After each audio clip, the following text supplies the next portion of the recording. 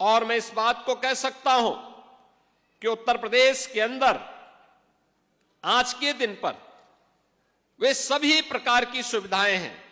आपने देखा होगा एमएसपी का भुगतान पिछले 8 वर्ष से लगातार किसानों को प्राप्त हो रहा है।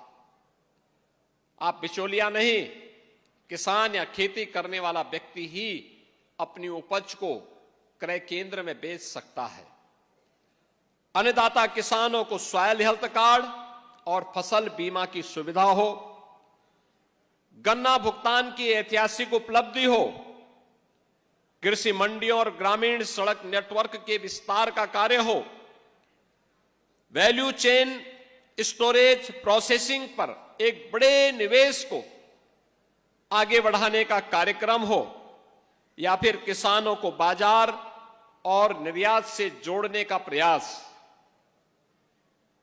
सिंचाई, हर खेत को पानी, नहरों, पाइपलाइन, माइक्रो इरिगेशन और सौर पंप का विस्तार, जल संरक्षण का एक बड़ा अभियान, ड्रोन डोजिंग, सौर ऊर्जा, एफपीओज, स्टार्टअप्स आधारित फसल और मूल्य संवर्धन की योजना आज ये उत्तर प्रदेश के अंदर दिखाई दे रही है।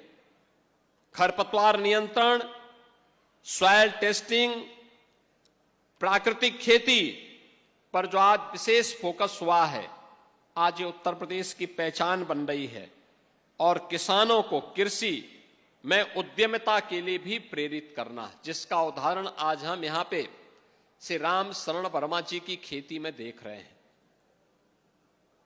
यानी खेती भी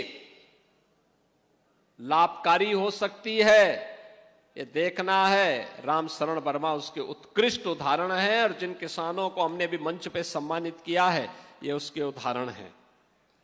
food processing, cold storage, logistic, digital mandi, इसने प्रदेश में नए रोजगार के अवसर उपलब्ध करवाए हैं। एक्सप्रेसवे और लॉजिस्टिक पार्क से किसानों की उपज को राष्ट्रीय और अंतर्राष्ट्रीय बाजार में पहुंचाने की एक नई सुविधा उपलब्ध हुई है।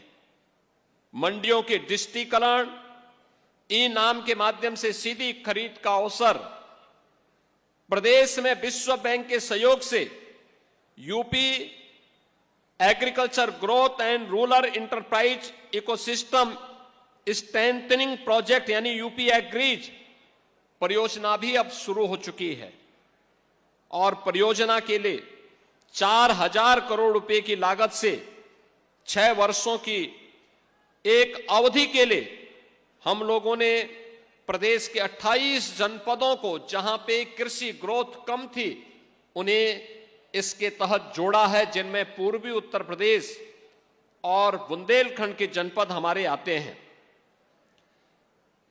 बाराबंकी पूर्वी उत्तर प्रदेश का गेटवे है। यहां से पूर्वी उत्तर प्रदेश की शुरुआत हो जाती है। बुंदेलखंड के जनपद पहले जल के अभाव में तरसते थे, आज वहां पर पर्याप्त मात्रा में जल संसाधन उपलब्ध है। अब किसान, अन्नदाता किसान इन सुविधाओं का लाभ भी ले रहा है और उसे हम तकनीक के साथ जोड़ने का भी कार्य करेंगे। ओडीओपी, एसएसजी, बीसी सखी, ड्रोन दीदियां, ये रोजगार के स्थानीय उद्यम के प्रदेश में सशक्त माध्यम बने हैं और इसीलिए तो हम कहते हैं कि उत्तर प्रदेश में 9 हमारे क्लाइमेटिक जोन हैं।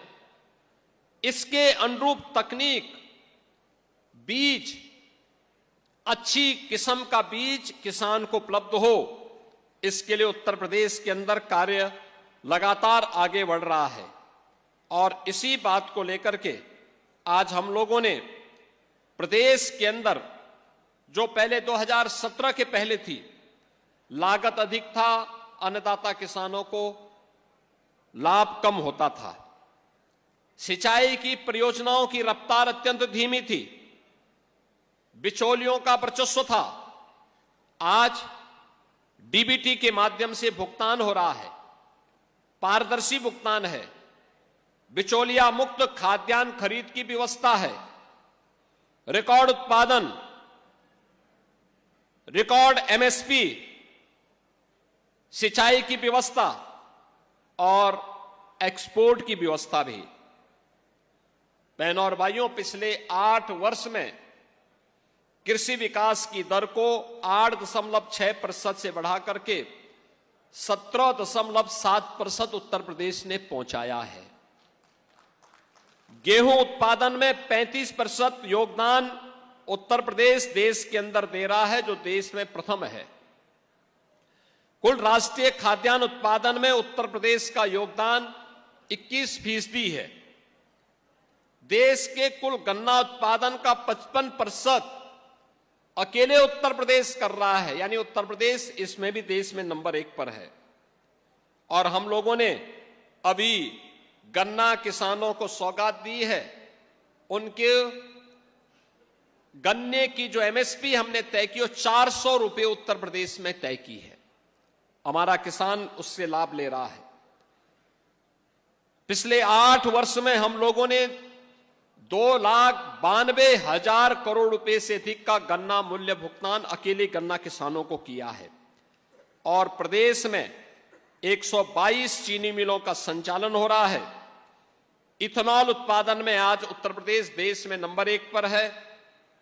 जो पहले 41 करोड़ लीटर होता था, वह 182 करोड़ लीटर यहां पर उत्तर प्रदेश में उत्पादन हो रहा है। आलू उत्पादन, केला उत्पादन, औद्यानिक फसलें, अन्य ऑर्गेनिक फसलों के उत्पादन में भी उत्तर प्रदेश के अंदर अभूतपूर्व वृद्धि हुई है। फल और सब्जियों के उत्पादन में भी उत्तर प्रदेश अब देश में नंबर 1 पर है।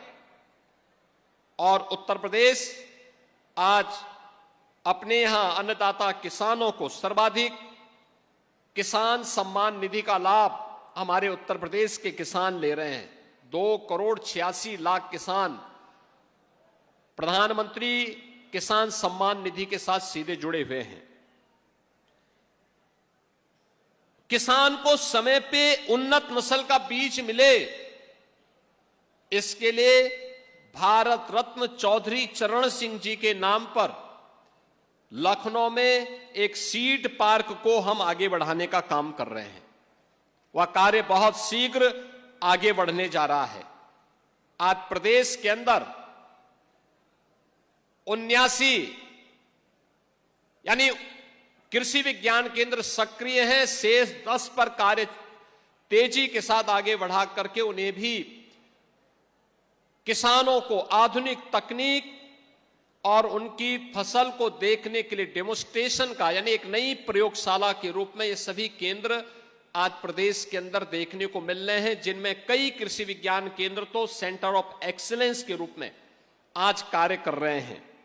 और आज मुझे यह देख करके बहुत अच्छा लगा, यहां पर जब मैंने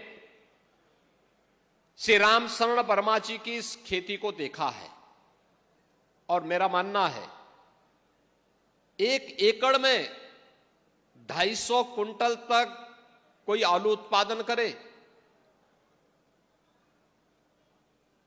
यह है लागत कम, उत्पादन ज्यादा। 1 एकड़ में 2 लाख का केला उत्पादन करके लाभांश पैदा करे, यह भी यहां आपको देखने को मिलेगा। सभी प्रकार की वेजिटेबल, यह भी यहां देखने को मिलेगा। और एफपीओज के माध्यम से कैसे हम कोऑपरेटिव खेती को बढ़ावा दे सकते हैं, इसका उदाहरण भी यहां पे रामशरण वर्मा जी और उनके सहयोगियों ने बाराबंकी के इस दौलतपुर में करके दिखाया है। और मैं आप सबका आह्वान करूंगा, उत्तर प्रदेश में सब सुविधाएं हैं, ये डबल इंजन की सरकार आपके साथ में है।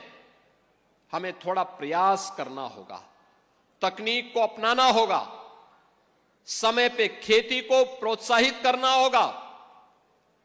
जो तकनीक और नवाचार वर्मा जी ने अपने यहां किया है, वही हम भी अपनाएंगे तो हम भी प्रगतिशील किसान बनकर के प्रगतिशील खेती के माध्यम से विकसित भारत की संकल्पना को आगे बढ़ाने में मदद कर पाएंगे। आज के इस अवसर पर मैं आप सभी अन्नदाता किसानों का हृदय से अभिनंदन करता हूं। स्वागत करता हूं। श्री रामशरण वर्मा जी का विशेष रूप से अभिनंदन करता हूं कि इन्होंने खेती का यह मॉडल दिया और यह मॉडल व्यवहारिक धरातल पर है, और इसीलिए तो कहा गया है खेती की बात खेत पर। अब ये लखनऊ के सचिवालय में बैठ करके नहीं, किसान के खेत पर बैठ करके हम करेंगे, और किसान के खेत पर बैठ करके योजना का लाभ अन्नदाता किसान को देंगे।